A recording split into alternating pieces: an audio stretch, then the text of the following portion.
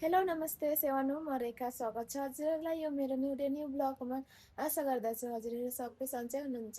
त्यसै गरी मेरो परिवार र म पनि अहिले कुशल मङ्गल नै छु। बिचमा चाहिँ अलिकति म बिमार भइदिएँ गाइस, त्यही लागि मैले चाहिँ भिडियोहरू ब्लगहरू स्किप गरेको थिएँ, किनकि म चाहिँ अलिक साह्रै भएको थिएँ। खुट्टाहरू यस्तो दुख्थ्यो। तपाईँहरूले पनि भन्नुहुन्छ होला यसलाई साह्रै बिमार मात्रै हुन्छ भनेर सोच्नुहुन्छ होला गाइस, तर म चाहिँ थाहा छैन खोइ के भएको, यसले खाचाङखुचुङ भइरहेको छ मलाई चाहिँ होइन। ल त गाइस त्यो सबै छोडिदिउँ, साइडमा राखिदिउँ बिमारलाई। अहिले चाहिँ म ड्युटीको लागि रेडी भइसकेको छु, खानासाना पेक गरेँ। अब जाँदैछु, हजुरहरूलाई देखाउँछु है त आज। यस गाइस म चाहिँ सलुन आइपुगेँ।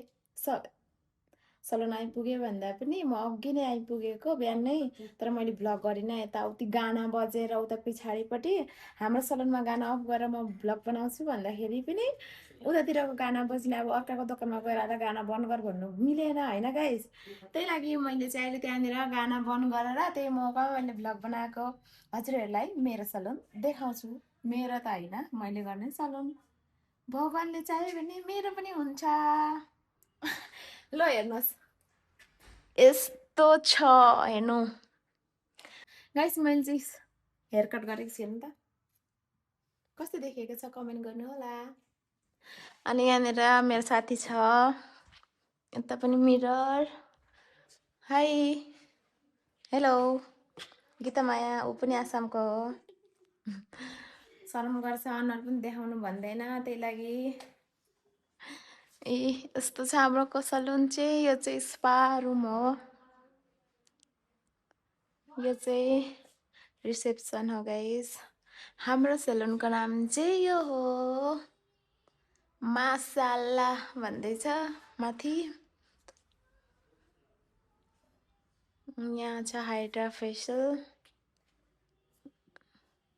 यहाँ चाहिँ यस्तो दामी छ होटल हो गाइस। यहाँ चाहिँ गेस्टहरू बस्छ, यहाँनिर चाहिँ गाना बज्छ भनेको।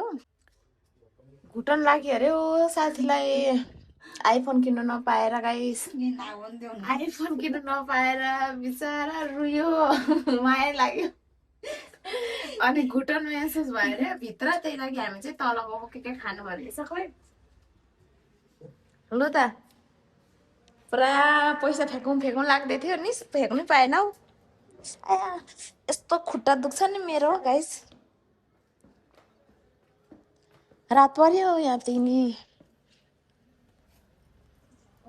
के खाने हो हामी? के कबाब त खान्न म। तिमी खानु, तिमीलाई खानु मन लाग्यो? के खाने रे साथी बोल न हौ, के साह्रो सरम गरेको भगवान्। केटा केटालाई केटा हेर्न आउँछ नि घरमा, त्यस्तै नयाँ बेहुली जतिकै, नयाँ बेहुली भन्दा नि हुन्छ, चुरा लगाएर ऊ। सलुन लाइफ चाहिँ गाइस मजा छ है। फ्री टाइममा चाहिँ बिजी टाइममा चाहिँ गोरु जस्तै काम गर्नुपर्छ, फ्री टाइममा चाहिँ भाइ साहब जो करो। क्या पिउने, जूस पिउने कि? जूस पिएंगे, चलो थोड़ा सा जूस पिउने र जूस पिएंगे, क्या पिएंगे पिलाओ चलो। सबैले हेर्दैछ हौ गाइस। भगवान भन्नु न त, खिलाउ न त कबाब। चलो बेला न का बेला गाइस, इसको कबाब खाने के लिए इंटरेस्ट हो गया बोल रही है। यो हाँ मेरे को हुँदैछ कबाब रे कबाब।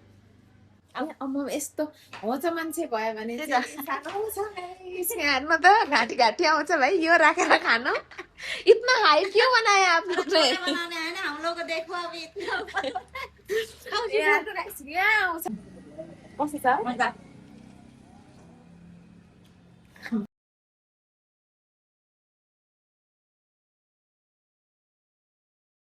ल गाइस मेरो पनि छुट्टी भयो, अब म निक्लिन आँटेको रुम।